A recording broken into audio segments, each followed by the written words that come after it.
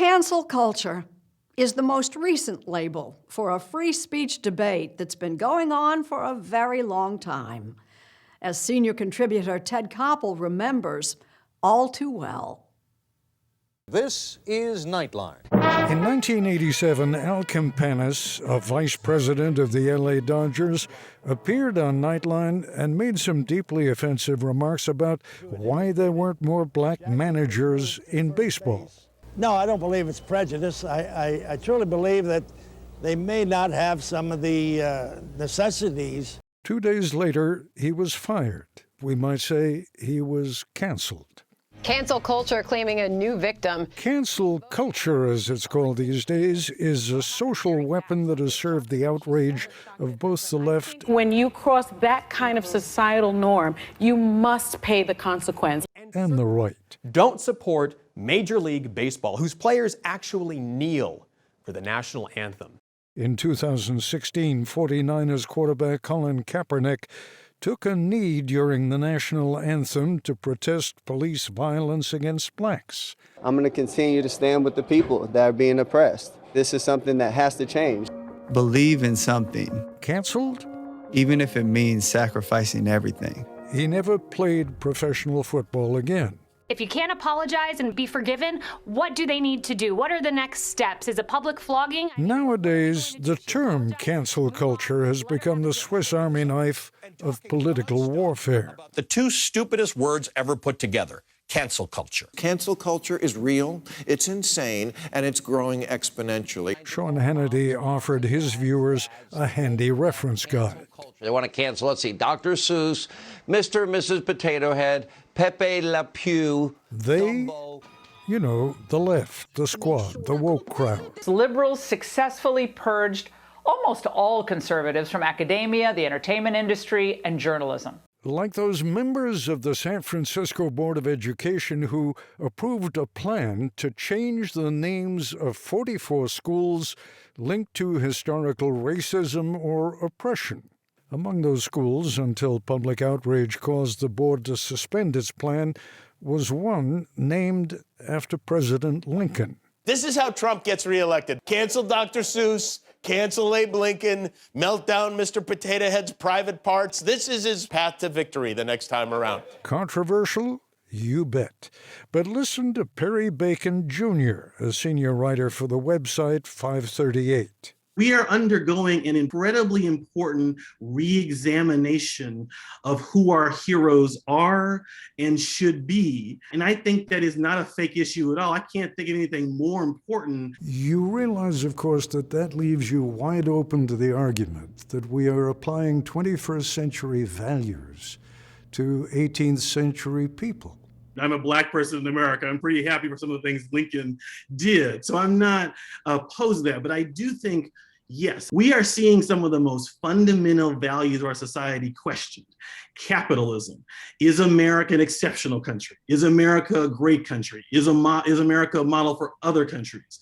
Have we treated Native Americans and black people so egregiously bad that we've never been a true democracy? So when you see schools in San Francisco being renamed, I don't think this is minor. I think we're sort of really seeing, yes, there are people on the left who absolutely want to reevaluate the entire American history based on 2021 values. And hell yes, that's controversial.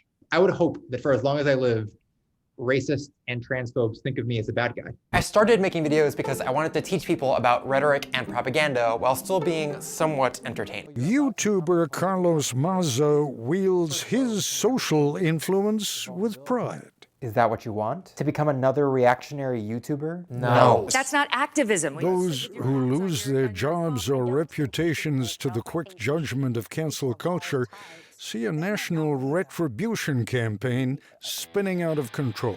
Everyone will be canceled, unless you're on the full-on woke left, in which case you can say anything. If you organize your politics or your ethics around how can we avoid Fox News' horror stories, you will never do anything. Because there is no way to enact change in a multiracial democracy without there being some horror stories. 30 years ago, a strikingly similar issue carried a different label. 1992 is the year of political correctness. Be sensitive or else. political correctness.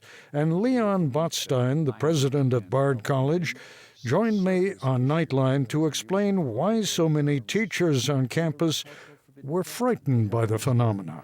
They're scared because this is a populist intimidation, if it happens at all, within groups of faculty and groups of students, where people simply don't want to risk either being vilified or unpopularity, or themselves are unwilling to have their own prejudices examined. It's ironic that all this call for diversity has created, within the university, a kind of silence about a real exchange of points of view. This is not a new problem. What is new is the medium. 30 years on, Leon Botstein remains president of Bard College, and he recognizes the old symptoms.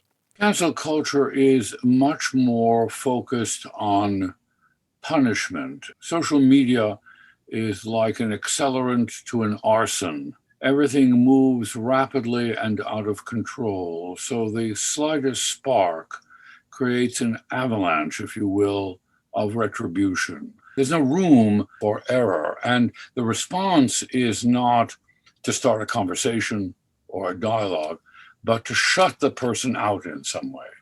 That may be true, says Carlos Maza, but social media simply levels the playing field for the outliers, those like himself a few years back. So if I were at a school, like when I was in high school, and had teachers calling kids faggots in classrooms, there was really nothing I could do. And if the alternative to that is that teachers are afraid of offending the gay kid in class, I'm okay with it. What you're really describing is a power struggle between the marginalized and those who are in power. I've been canceled a million times. I'll probably be canceled this afternoon by somebody somewhere.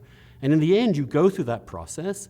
And if you have something worthwhile to say, people will find you and listen to you.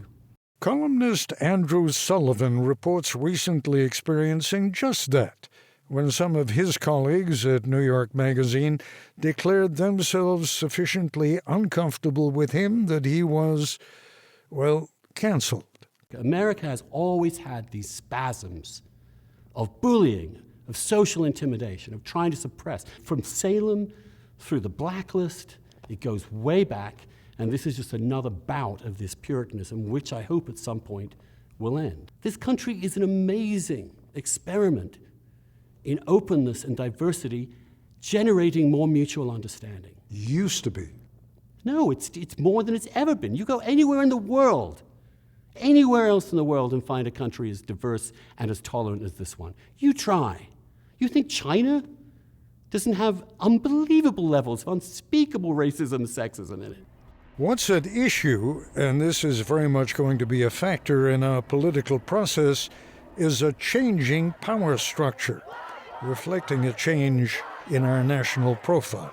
The left is moving towards a deliberate re-engineering of our society along identity-based lines. You're not all white supremacists.